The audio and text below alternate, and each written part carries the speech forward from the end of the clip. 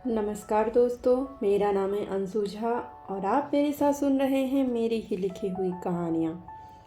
और आज मैं आप लोग को सुनाने वाली हूँ इश्क का रंग सफ़ेद, भाग 203 एवं 204। सब धानी को ले जाकर झूले पर बिठा देते हैं और उसे झूला झुलाने लग जाते हैं। ये भी एक रस्म का ही हिस्सा था। अतुल नीरज को पकड़ कर लाता है और उसे झुलाने के लिए कहता है। पागल हो गया, मुझसे नहीं होगा। छोड़ दीजिए जेवर जी, ये तो खुशी नहीं है। मैं बहुत खुश हूँ, बोलते हुए नीरज उसे झूला झुला देता है। सब हंस पड़ते हैं। 2-4 फोटो खिंचाने के बाद जाकर साइड में खड़ा हो जाता है। उसके बाद सब धानी को झूला झुला रहे थे। दूर खड़ा नीरज उसके चेहरे पर हंसी देखकर खुश हो रहा था। कब धानी की हंसी उसका सुकून बन गया था, उसे पता तक नहीं चला था। सब धानी को झूला झुलाए जा रहे थे। धानी भी हंसते हुए झूलती जा रही थी। सबकी हंसी की गूंज पूरे घर में गूंज रही थी। आखिरी बार इतनी हंसी नीरज के जन्म के समय ही गूंजा था, जब घर में पहला बच्चा आया था। उसके बाद इतनी हंसी घर में गूंज रही थी। मम्मा, मम्मा। छोटा सा शरद धानी के पास जाने के लिए परेशान हो रहा था। वो सभी औरतों को मम्मा और सभी मर्दों को पापा ही बुलाता था। झूलता हुआ झूला उसे भी आकर्षित कर रहा था। उसका भी बैठने का मन मचल रहा था। धानी उठकर अतुल की गोद से उसे ले लेती है और उसे अपने बगल में बिठा लेती है। भाभी, इसी क्यों बिठा रही हैं आप? ईशानी उसे उठाने लग जाती है। अरे बच्चा है, इसका भी मन है। शरद भी उस झूले पर बैठकर खिलखिला उठता है। धानी उसके दोनों गालों को चूम लेती है। आराधना जी नज़र उतारते हुए थक नहीं रही थी। ईशानी पीछे से आकर धानी को झुलाने लग जाती है। शरद खिलखिलाकर हंस पड़ता था। वो थोड़ा तेज हिलाने लग जाती है। शरद और खिलखिलाकर हंस पड़ता है। धानी भी उसके साथ हंस रही थी। तभी झूला एकदम से डगमगा जाता है। जब तक कोई कुछ समझ पाता, उससे पहले ही डोरी टूट जाती है। सबके मुंह से चीख निकल जाते हैं। शरद लड़खड़ा कर गिरने लग जाता है। धानी उसे संभालने की कोशिश करती है, लेकिन एक तरफ का दोनों रस्सी टूट जाता है। शरद उसी तरफ ही बैठा हुआ था, जो फिसलते हुए नीचे गिरने लग जाता है। नीरज शरद की तरफ दौड़ता है। धानी भी शरद को पकड़ने की कोशिश करती है, लेकिन तब तक वो फिसल चुका था। नीरज झुकते हुए शरद को गोद में कैच कर लेता है।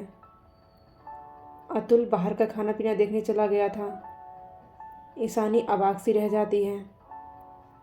पल भर में इतना कुछ घट जाता है, किसी को कुछ समझ ही नहीं आता है। आह! धानी की दर्दनाक चीख सुनकर सबके होश उड़ जाते हैं। शरद के गिरते ही धानी भी फिसलते हुए नीचे गिर जाती है और वो पेट के बल ही नीचे गिरती है, जिससे उसके मुंह के दर्दनाक चीख निकल जाती है। नीरज शरद को जमीन पर छोड़ते हुए धानी के पास पहुंचता है। धानी! सब उसे घेर कर बैठ जाते हैं। डीजे बंद हो चुका था। ढोलक रुक चुके थे। सब उठकर धानी के इर्द गिर्द खड़े हो जाते हैं। धानी, मेरी बच्ची! आराधना जी उसका चेहरा अपने हाथों में उठाती है। मम्मी जी, मम्मी जी, बहुत दर्द हो रहा है। सुनिए ना, सुनिए ना, बहुत दर्द हो रहा है मम्मी जी। अतुल, अतुल, गाड़ी निकालो! अरविंद जी चीखते हैं।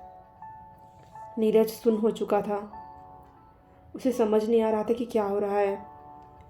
नीरज, नीरज, धानी चीख रही है, ले चलो इसे। धानी दर्द के मारे चिल्लाए जा रही थी। सुशीला जी के कलेजे को ठंडक मिले थी। आखिर ये किया धरा तो उन्हीं का तो था।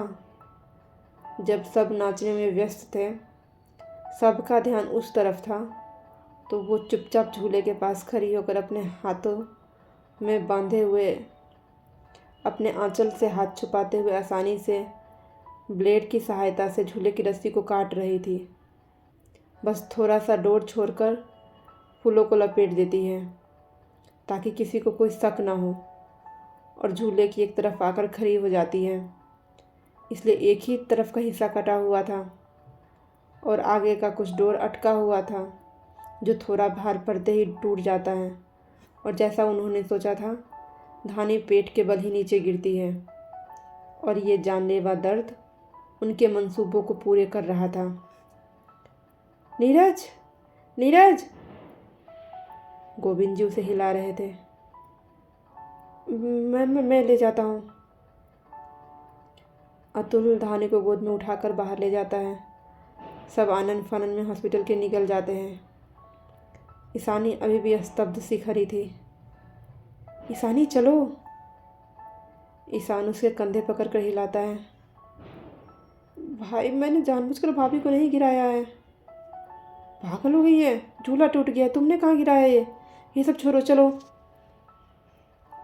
ईशान नीचे से शरद को उठा लेता है और ईशानी के साथ बाहर निकल जाता है। सबके पीछे पीछे सुशीला जी भी निकल जाती है।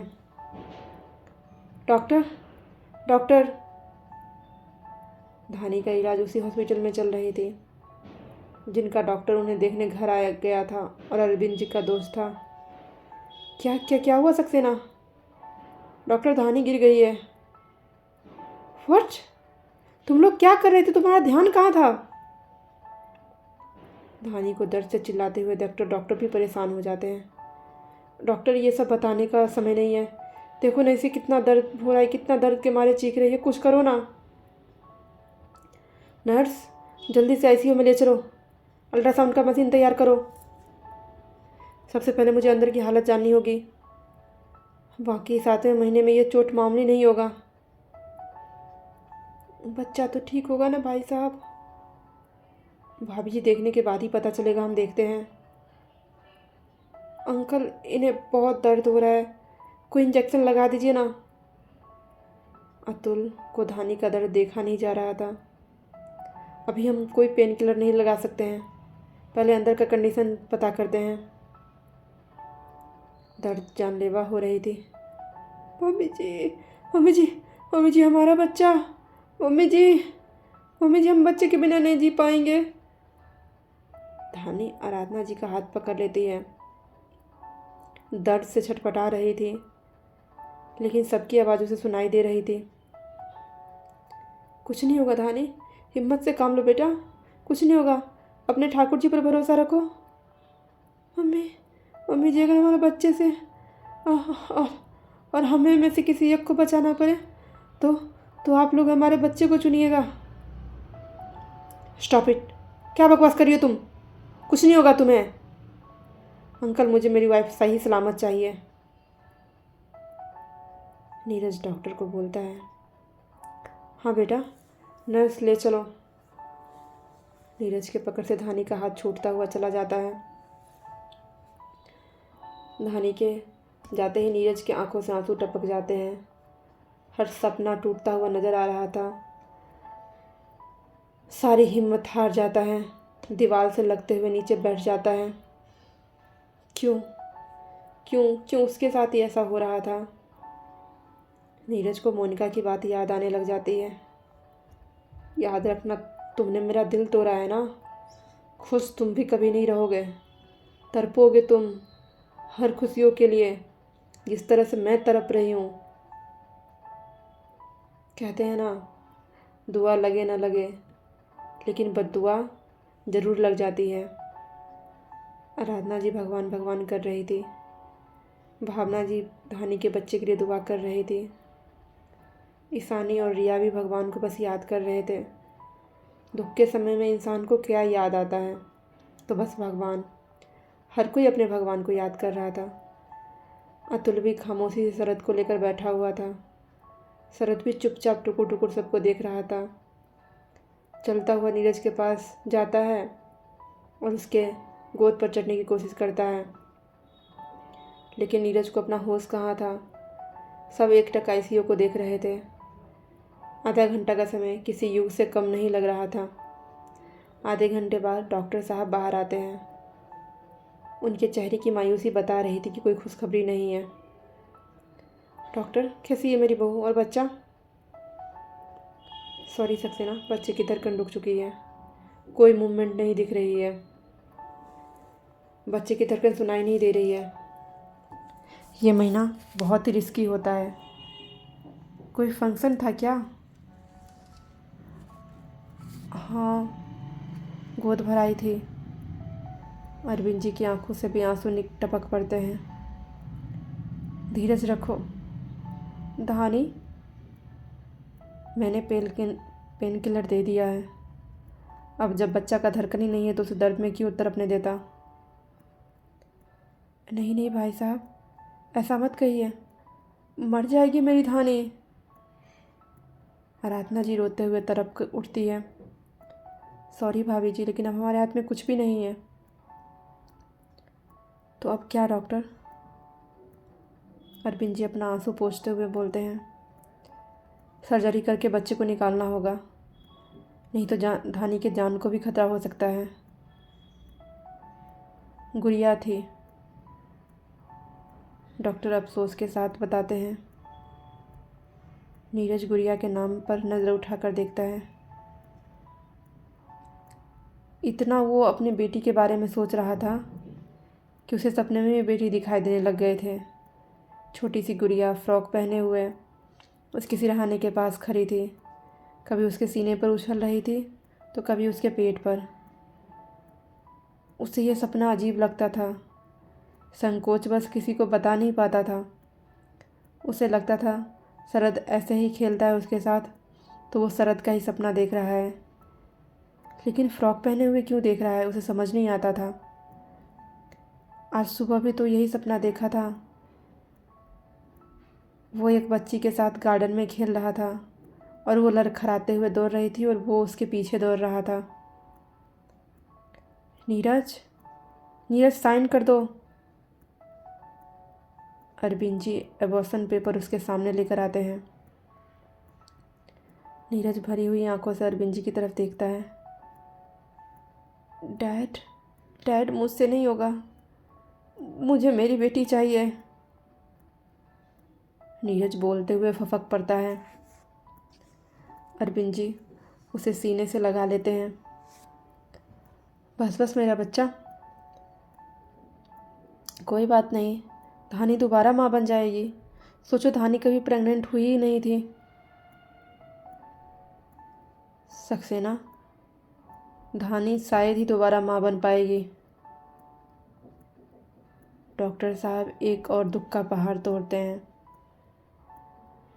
इंटरनल बहुत बुरी तरीके से डैमेज हो चुका है। सब गुमसुम हो जाते हैं। नीरज भी सोचता रह जाता है। बेटा जल्दी करो, बच्चे को हमें जल्द से जल्द निकालना होगा, नहीं तो धानी का जिक्र आते ही नीरज अपने कांपते हुए हाथों से पेन उठा लेता है और साइन कर देता है। हाथ बुरी तरह से कांप रहे थे। नर्स पेपर ले लेती है। धीरज रखो, सब ठीक होगा। डॉक्टर उसका कंधा थपथपाते हुए ओटी की तरफ चले जाते हैं। अंकल। हाँ बेटा, मैं अपनी बेटी को देखना चाहता हूँ। डॉक्टर साहब हाँ में सर हिला देते हैं। नीरज, तकलीफ़ होगी। अब तकलीफ़ ही हिस्से में है डैड। आप लोगों को मैंने बहुत तरपाया था ना, तो बस वही तरफ मुझे रिटर्न मिल रही है। लेकिन मेरी धानी, डैड मैं उसे क्या जवाब दूंगा? उसने तो किसी को साथ बुरा नहीं किया था ना। मैं क्या कहूँगा उसे? मैं कहीं चला जाता हूँ, मैं उसे फेस नहीं कर पाऊँगा। नीरज के अंदर लहर उठ रही थी। दर्द का ज्वार भाटा फूट रहा था। एक तकलीफ़ से उबरता नहीं था, दूसरी तकलीफ़ सामने खड़ी हो जाती थी। अपने बच्चों को खोने से बेहतर उसे अपनी मौत दिखाई दे रहा था। धानी का सोचकर ही उसका दिमाग फटा जा रहा था।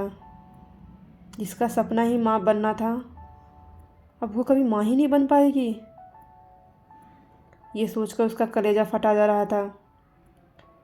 कभी न रोने वाला इंसान को भगवान इतने दुख दे रहे थे कि वो हर बार टूट कर रो रहा था। पापा। शरद उसके चेहरे को पकड़ता है। पापा। वो छोटा सा बच्चा भी उसकी तकलीफ समझ पा रहा था। नीरज उसे सीने से लगाते हुए फपक पड़ता है। फिर से उनकी ज़िंदगी में एक काला दिन जुड़ गया था और कभी न भुलाने वाला घाव दे गया था। आराधना जी उठकर अस्पताल के बने हुए मंदिर की तरफ चली जाती है, जहाँ माता रानी की मूर्ति स्थापित था। बहुत अच्छा फल देती है माता आप लोगों को। भक्ति का ऐसा फल होता है। ऐसा भी क्या बिगाड़ दिया उस बच्ची ने आपका, जो उसे कोई भी खुशी नसीब नहीं होने दे रही हैं आप। माँ बनना तो हर एक औरत का अधिकार होता है ना, तो क्यों उस बच्ची से उस अधिकार को भी आपने छीन लिया है। कैसा नसीब लिखा है आपने उसका, जो हर कदम पर उसे तकलीफ ही दे रही हैं आप। सच में अगर भक्ति करने का ऐसा फल होता है ना, तो दुनिया में आपको कोई पूजे ही ना। खुश हो जाइए। एक और तकलीफ़ उसके नसीब में लिखकर, उसे ज़िंदा रखते हुए मारकर खुश हो जाइए, लेकिन वो कभी खुश नहीं रहेगी।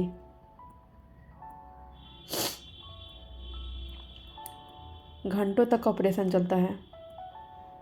डॉक्टर ऑपरेशन करते हैं। धानी तो एनेस्थीसिया के असर से बेहोश होकर लेटी हुई थी, लेकिन नीरज पल पल मर रहा था।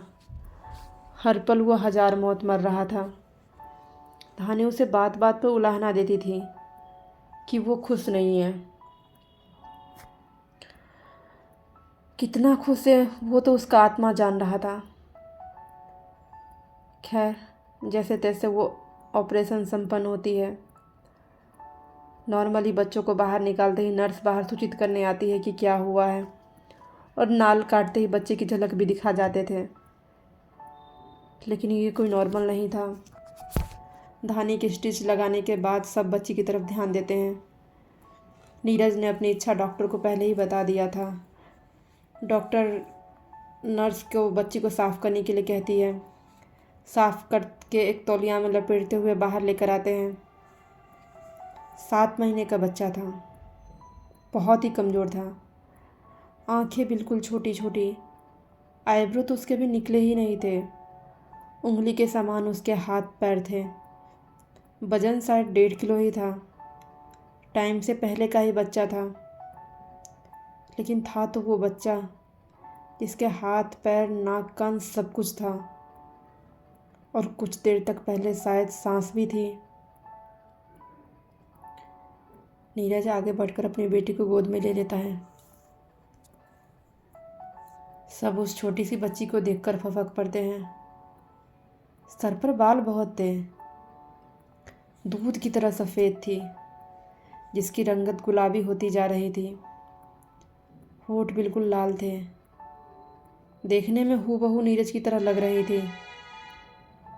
नीरज कुछ पल उसे निहारता है।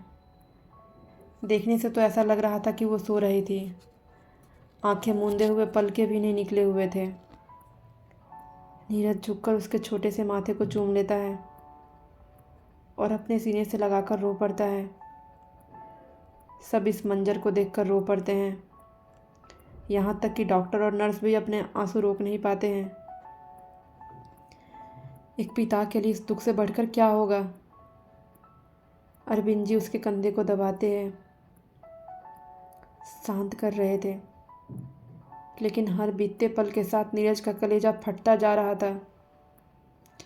अरविंद जी बच्ची को अतुल को थामने के लिए कहते हैं। बच्ची थी तो सब दफनाने का सोचते हैं, ताकि उसमें उसकी आत्मा को शांति मिल सके। नहीं नहीं, इसे कहाँ लेकर जा रहे हो? मुझे इसे अपने साथ लेकर जाना है, इसके साथ खेलना है। नीरज किसी छोटे बच्चे की तरह रोता हुआ बोलता है, संभालो खुद को बेटा, तुम ऐसे करोगे तो धानी को कौन संभालेगा? धानी के होश में आने से पहले हमें ये सब करना होगा। नीरज वापस उसे सीने से लगा लेता है। शायद ही दोबारा उसका अंश उसके हाथों में आता। तभी छोटी सी कैं की आवाज़ सुनाई देती है। आवाज़ इतनी मध्यम थी कि बस नीरज के कानों तक ही पहुंच पाता है। नीरज एक पल के लिए हैरान हो जाता है। उसे लगता है कि उसके कान बज रहे हैं। फिर से छोटी सी कैं की आवाज़ सुनाई देती है। Uncle, she is crying. Neeraj बच्चों को सामने लाते हुए बोलता है, क्या? नीरज, तुम्हें कोई मिसअंडरस्टैंडिंग, गलत फहमी हुई है। एक बार फिर कैं की आवाज़ आती है। इस बार डॉक्टर साहब को भी सुनाई देता है। वो झट से बच्ची को गोद में ले लेते हैं और अपने गले में पहने हुए स्टेथोस्कोप को उसके सीने पर लगाकर जांचने लग जाते हैं। बच्ची की धड़कन सुनाई दे रही थी। डॉक्टर साहब नाराज़गी से अपनी टीम को देखते हैं। तुम लोगों ने मॉनिटरिंग मशीन में से चेक नहीं किया था? डॉक्टर साहब धानी को स्टिच कर रहे थे। हेड नर्स बच्चों को साफ करने के लिए कहा था। सबने पहले ही बच्चे को मरा हुआ समझ लिया था, इसलिए किसी ने बच्चे की धड़कन को देखा ही नहीं था। अमूमन बच्चा पेट से निकलते ही रोने लग जाता है। डॉक्टर साहब ने उसके पीठ पर हाथ मारकर देखा था, लेकिन वो नहीं रोई थी, तो सबने उसे मरा हुआ मान लिया था और उसकी जांच भी नहीं किया था। अब खड़े खड़े मुंह क्या देख रहे हो? एनआईसीयू को तैयार करो। डॉक्टर, अरविंद जी अपनी भावनाओं में शब्द भी नहीं बोल पाते हैं। चिंता मत करो सक्सेना, मैं अपनी पूरी जान लगा दूंगा इसे बचाने में। डॉक्टर साहब अरविंद जी के कंधे पर हाथ रखते हुए बोलते हैं। अरविंद जी बस हाथ जोड़ लेते हैं। डूबते हुए को तिनका का सहारा मिला था और इंसान को क्या चाहिए था? सबकी उम्मीद की किरण जलती हुई दिखाई देती है। सब बेचैनी से बाहर टहल रहे थे। जहाँ सबके चेहरे पर सुकून आ गया था, वहीं सुशीला जी का चेहरा कुम्हला गया था। एक बार फिर मात मिली थी।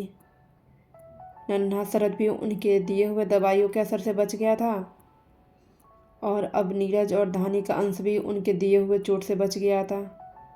छटपटाकर रह जाती है, लेकिन यहाँ पर तो कुछ कर नहीं सकती थी, इसलिए चुपचाप खामोशी से खड़ी रह जाती है और सबके सामने खुश होने का दिखावा करने लग जाती है। थोड़ी देर बाद डॉक्टर साहब बाहर आते हैं। उनके चेहरे की मुस्कुराहट उनकी सफलता बता रही थी। अंकल, डोंट वरी बेबी, ठीक है।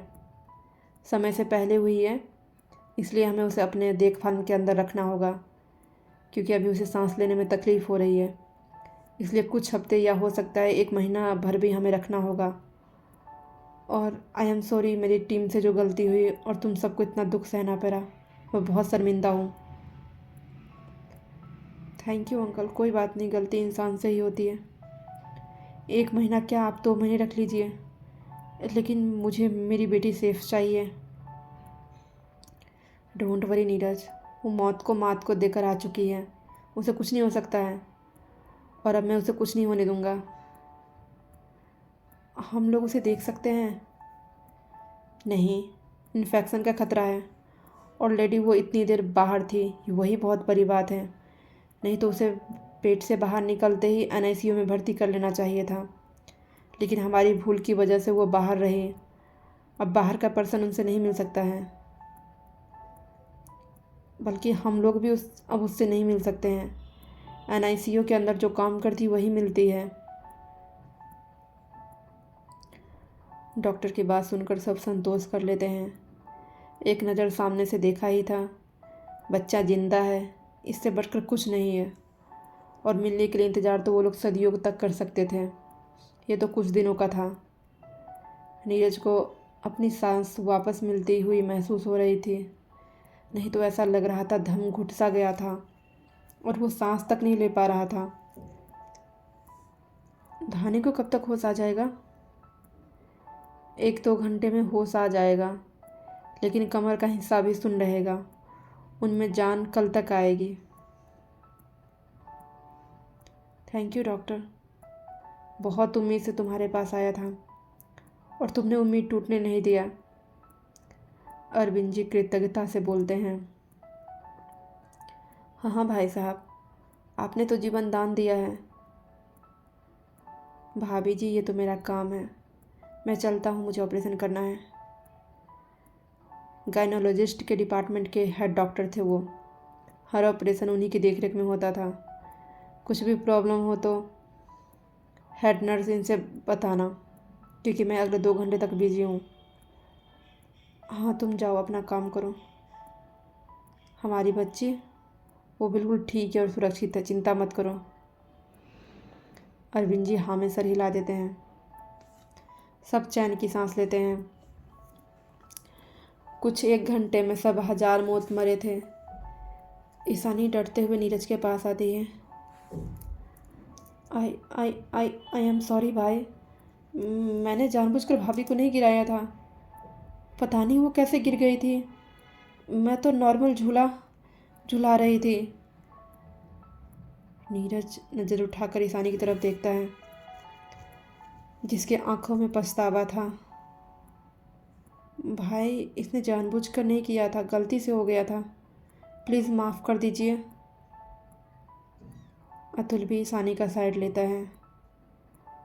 तब से वो दुख में ये सोच ही नहीं पा रहा था कि आखिर धानी गिरी कैसे, उसके साथ हुआ क्या था। जो झूला लगा कर गया था वो कोई छोटा मोटा वर्कर नहीं था और ना ही ऐसा घिनौना हरकत कर सकता है।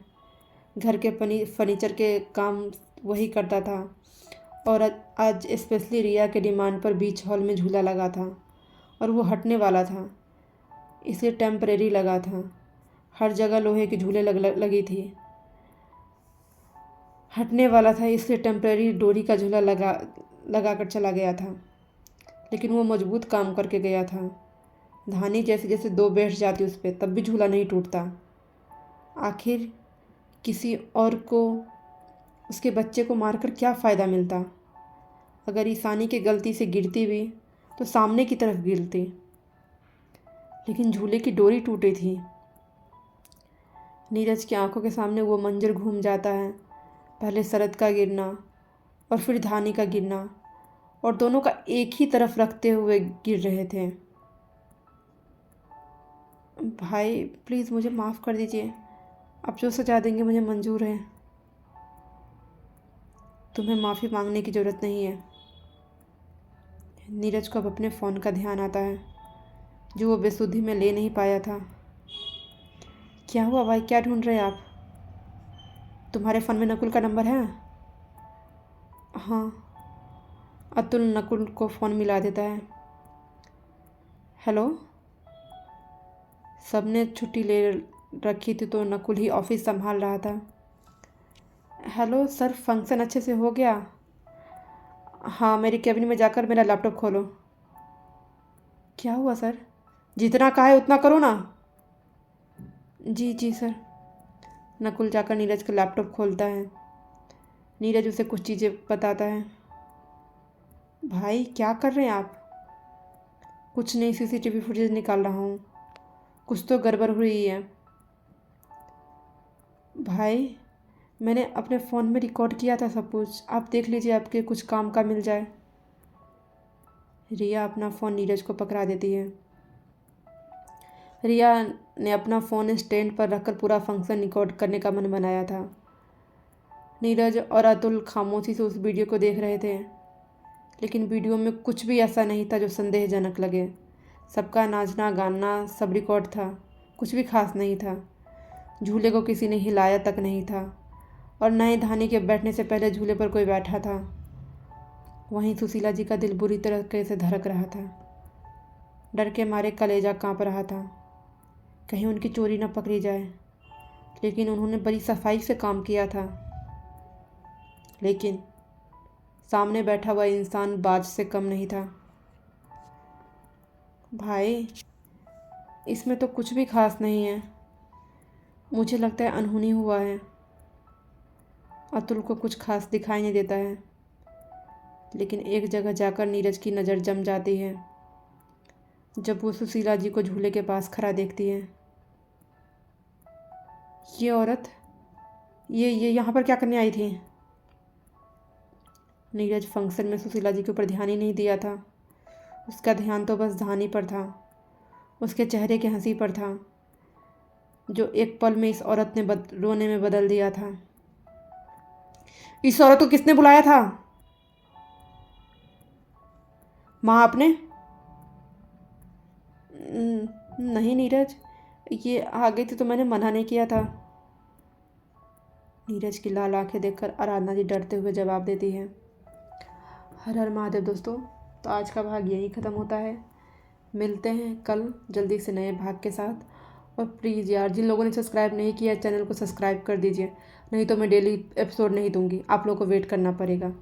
तो जिन्होंने सब्सक्राइब नहीं कर रखा है वो सब्सक्राइब कीजिए और सब्सक्राइबर बढ़ाइए, ताकि आपको डेली डेली बड़े बड़े भाग मिलने को पड़े। नहीं तो मैं गायब हो सकती हूँ, सोच लीजिए आप लोग। Thank you.